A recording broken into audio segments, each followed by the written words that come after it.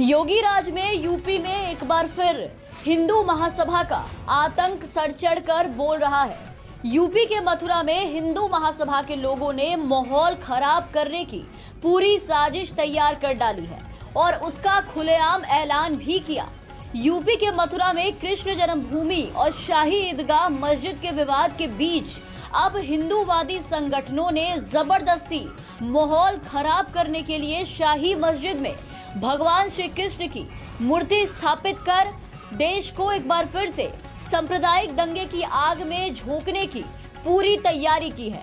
पूजा पाठ करने की बात कह डाली है, वो भी शाही मस्जिद में।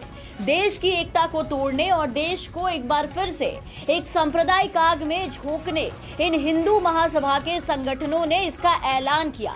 इस ऐलान के बाद हलचल तेज हो गई है। पुलिस हरकत में आई और वहां धारा 144 लागू कर दी गई है। मथुरा में अखिल भारतीय हिंदू महासभा की घोषणा की।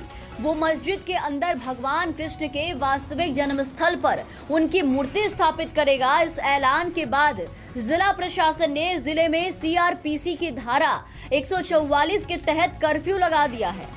धारा 144 लागू होने के बाद एक क्षेत्र में 4 या उससे ज्यादा लोगों को इकट्ठा होने की इजाजत नहीं होती है। गौरतलब है कि हिंदू महासभा के अलावा एक और दक्षिणपंथी संगठन नारायणी सेना ने कहा है कि वो मस्जिद को हटाने की मांग को लेकर विश्राम घाट से श्री कृष्ण जन्म स्थान तक मार्च निकालेगा।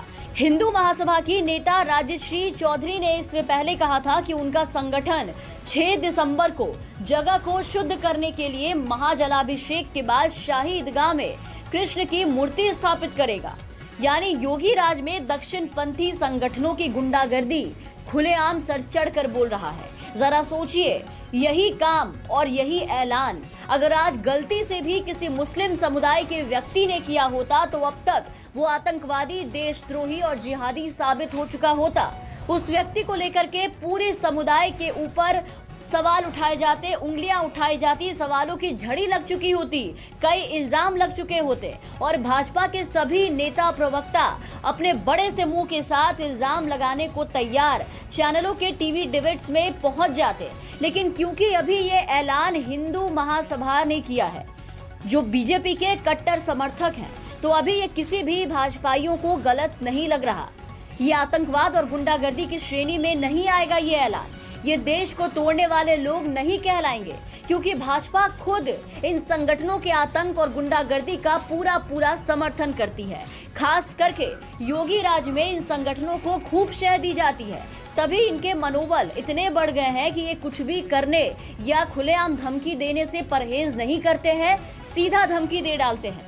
और इस धमकी के बाद मथुरा में पिछले 24 घंटे में माहौल काफी गर्मा गया है। आपको बता दें कि 6 दिसंबर की तारीख वही तारीख है जिस दिन अयोध्या में विवादित ढांचे को गिराया गया था। इस घोषणा के बाद शाही मस्जिद के आसपास सुरक्षा व्यवस्था बहुत ही ज्यादा कड़ी कर दी गई है। साथ ही प्रशासन ने पूरे मथुरा जिले में धारा 144 लागू भी कर दी है। सुरक्षा व्यवस्था को लेकर के मथुरा के एसएसपी गौरव ग्रोवर ने कहा है कि हमने जिले में पहले से ही धारा 144 लागू की। अफवाह फैलाने वालों या शहर के शांतिपूर्ण माहौल को किसी भी तरीके से खराब करने वालों को छोड़ा नहीं जाएगा। हम उनके खिलाफ सख्त कार्रवाई करने के लिए तैयार हैं।